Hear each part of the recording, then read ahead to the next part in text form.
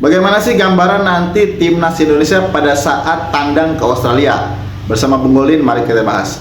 Pastinya kita sebagai supporter menginginkan yang terbaik untuk timnas Indonesia mencuri poin atau bahkan maksimal 3 poin. Tapi kita mungkin yang ada di bayangan kita bahwa timnas Indonesia akan bermain menyerang, kemudian menguasai pertandingan, itu tidak akan terjadi ya. Kalau menurut saya tidak akan terjadi, karena apa? Kita tahu pelatih Australia yang baru ini, Popovic gitu ya, dari strateginya itu dia itu bermain compact. Jadi apa sih bermain compact itu? Dia itu menumpuk pemain di lini tengah agar musuh-musuhnya itu nanti sulit untuk mengembangkan permainan. Jadi setiap ruang itu dipersempit. Nah, ini yang jadi masalah di timnas Indonesia sebelum-sebelumnya. Kita kedatangan Palu Pessi yang notabene katanya untuk menggantikan posisi Jaira Redwell, karena Jaira Redwell administrasinya sulit. Jadi memang kita di timnas Indonesia ini kekurangan atau tidak memiliki pemain gelandang bertahan murni DM ya. Itu di era Sintayong sering digantikan oleh Nathancho, tapi secara fisik mungkin bisa oke ya Nathancho ya, karena DM ini yang diperlukan itu kemampuan fisiknya box to box.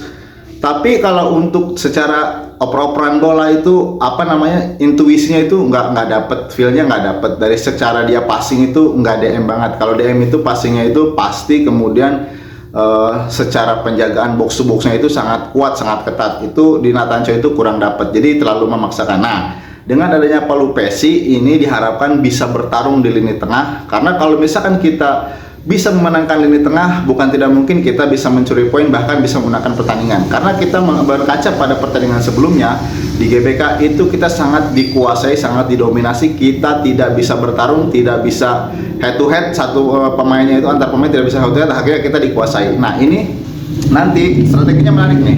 Kalau pilihan saya nanti strateginya pemilihan pemain ya. Kalau menurut saya ini pribadi itu kiper Martin Paes, sulit lah Audero untuk langsung masuk itu, kecuali Martin Paes nanti kena kartu kuning, karena saya yakin Patrick Kluivert dan tim juga dan staf pelatih tidak mungkin langsung menggantikan pemain begitu saja. Dia sudah melihat rekaman pertandingan, pastinya tidak berani mengganti kerangka tim begitu ekstrim ya. Mungkin masih Paes, kemudian 4 belakang ini makanya posisi 4-3-3 ya.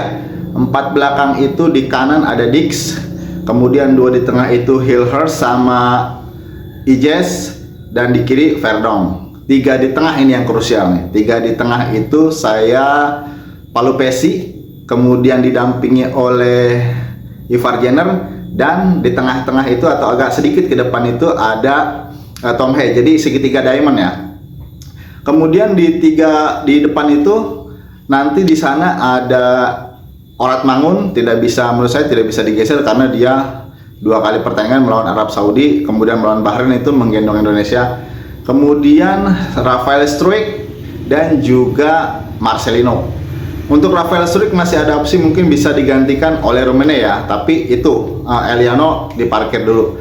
Kenapa di tengah ini 3 pemain ini, Tom Hay, kemudian Palu Pessi, kemudian juga Ivar Jenner memiliki kekuatan yang sangat luar biasa di lini tengah. Kemudian Palu Pessi juga dengan pengalamannya, walaupun memang baru bermain, tapi ini sangat dibutuhkan kalau menurut saya langsung bisa masuk. Dan Tom Hay sebagai pengatur serangan atau long pass-nya, karena kita tahu Alex Pastoor itu strateginya dia itu long pass ya, tapi long pass-nya itu pasti. Nah, nanti di Australia itu mungkin kalau misalkan kita bisa memenangkan lini tengah, bukan tidak mungkin itu nanti akan menjadi chance timnas Indonesia untuk meraih hasil positif. Jadi intinya adalah kita tidak semudah membayangkan bahwa kita di sana akan bermain menyerang, kemudian akan mudah memanfaatkan peluang. Itu tidak akan terjadi. Bagus kalau misalkan kita itu dengan strategi counter attack dengan melakukan perlawanan.